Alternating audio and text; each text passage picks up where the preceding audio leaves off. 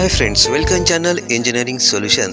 तो दोस्तों, क्या आपको पता है कि हवाई जहाज़ में कौन सा फ्यूल इस्तेमाल किया जाता है, यानी कि एरोप्लेन में आप कौन सा फ्यूल यूज़ करते हैं। तो दोस्तों, नहीं जानते हैं तो वीडियो अंत तक ज़रूर देखें, जान जाओगे। तो दोस्तों, ये वीडियो शुरू करने से पहले मेरे चैनल को सब्सक्राइब अवश्य करें और बेल आइकॉन प्रेस करके ऑल बटन पर क्लिक जरूर करें। तो चलो शुरुआत करते हैं वीडियो से।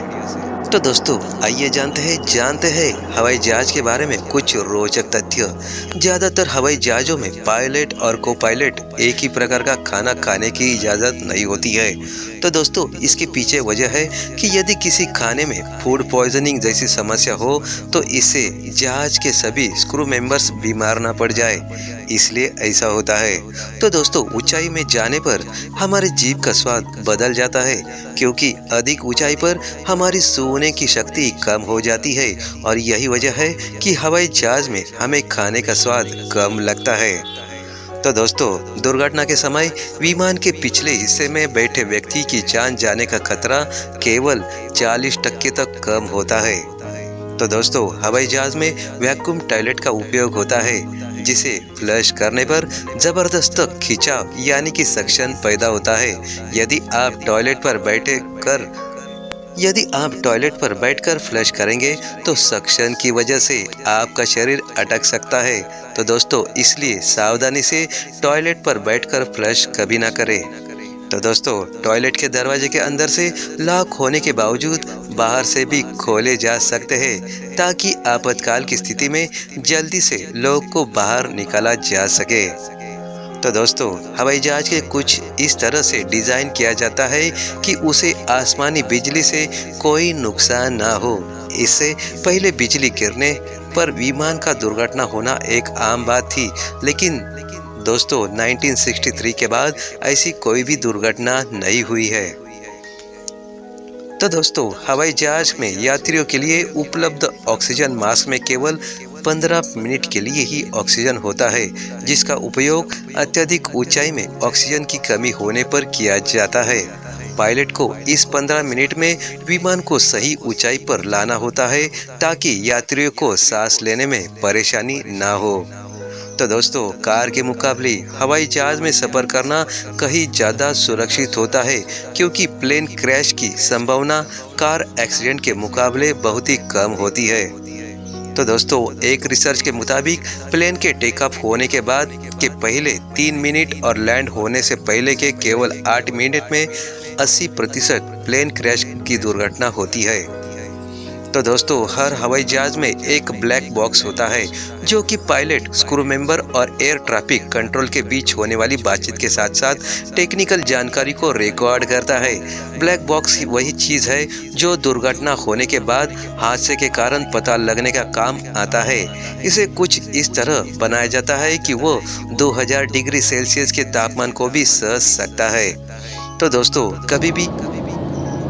कभी कभी इमरजेंसी लैंडिंग के दौरान विमान के वजन को कम करने के लिए ईंधन को गिराया जाता है, लेकिन ईंधन जमीन पर गिरने से पहले ही भाप बनकर उड़ जाता है।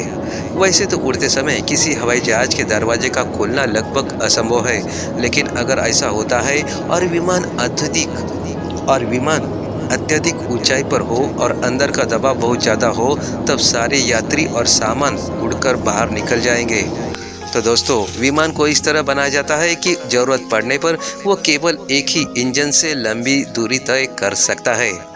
तो दोस्तों, हवाई जहाज में मोबाइल फ़ोन का उपयोग करने पर कोई खतरा नहीं होता है, लेकिन फ़ोन स्विच ऑफ या फ्लाइट मोड में रखने को कहा जाता है, क्योंकि मोबाइल नेटवर्क सिग्नल से पायलट और एयर ट्रैफिक कंट्रोल के बीच बातचीत में बाधा उत्पन्न होती है। तो दोस्तों, हवाई जहाज में मरकुरी यानी कि पारा ले जाने की अनुमति नहीं है। इसकी थोड़ी सी मात्रा भी बहुत बड़ा नुकसान कर सकती है, क्योंकि मरकुरी एल्युमिनियम को नष्ट करता है और हवाई जहाज एल्युमिनियम का बना होता है। तो दोस्तों, फ्लाइट की इंटरनेशनल लैंग्वेज इंग्लिश है, इसलिए एक कमर्शियल पायलट और फ्लाइट कंट्रोलर को अंग्रेजी आनी जरूरी होती है। तो दोस्तों, विमान की खिड़कियों में एक छोटा सा छेद होता है, जो कि खिड़कियों के बीच के दबाव को नियंत्रित करता है और इसे और इसे कोहरे से दूर रखता है। तो दोस्तों, यात्रियों के लिए इमरजेंसी एग्जिट तो होते हैं, लेकिन पायलट के लिए भी एक इमरजेंसी विंडो होता है जो कि कॉकपिट पर हवाई जहाज के अनुसार अलग अलग जगह पर हो सकता है। तो दोस्तों, जब आप आसमान की किसी प्लेन को उड़ाता हुआ देखते हैं तो उसके पीछे एक सफ़ेद रंग की लाइन दिखाई देती है। असल में वो प्लेन के दहन प्रक्रिया के बाद निकला हुआ भाप होता है। जब वह ठंडी हवा के संपर्क में आता है तब सफ़ेद दिखाई देता है। ठीक वैसे ही जैसे हम ठंड के दिनों में अपनी सांस देख पाते हैं। दोस्तों, हवाई जहाज किस तेल का उपयोग करते हैं, यानी कि हवाई जहाज में कौन सा ईंधन का उपयोग होता है, तो दोस्तों यह निर्भर करता है प्लेन के इंजन पर। इसके लिए विभिन्न प्रकार के ईंधन का उपयोग होता है जिसके बारे में हम बताने जा रहे हैं। तो दोस्तों, जेट इंजन यानी कि जेट फ्यूल, जिसके नाम से पता चलता है कि यह जेट इंजन में उपयोग होता है। यह केरोसिन पर आधारित ईंधन है जिससे कई सारी चीज़ें मिली होती है, जिससे टरबाइन में जंग नहीं लगती है और अधिक ऊंचाई पर तेल को जमने नहीं देते हैं। इसे दोस्तों 3 भागों में बांटा गया है, जैसे कि जेट 1, जेट A1 और जेट B। इसमें केरोसिन का उपयोग किया जाता है। तो दोस्तों, एविएशन गैसोलीन, जिसे एवी गैस कहते हैं, इसका उपयोग छोटे पिस्टन वाले और कम दूरी चलने वाले हवाई जहाज में किया जाता है। और दोस्तों, तीसरा बायोफ्यूल, ये जीवाश्म ईंधन है जिस पर अभी भी कई शोध चल रहे हैं, लेकिन हाल ही में स्पाइस जेट ने बायोफ्यूल से सफलतापूर्वक उड़ान भरी है। भविष्य में इसे एक अच्छा विकल्प देखने को मिल सकता है। तो दोस्तों, आपकी वीडियो कैसा लगा? अच्छा लगा हो तो लाइक, शेयर और कमेंट जरूर कीजिएगा। धन्यवाद।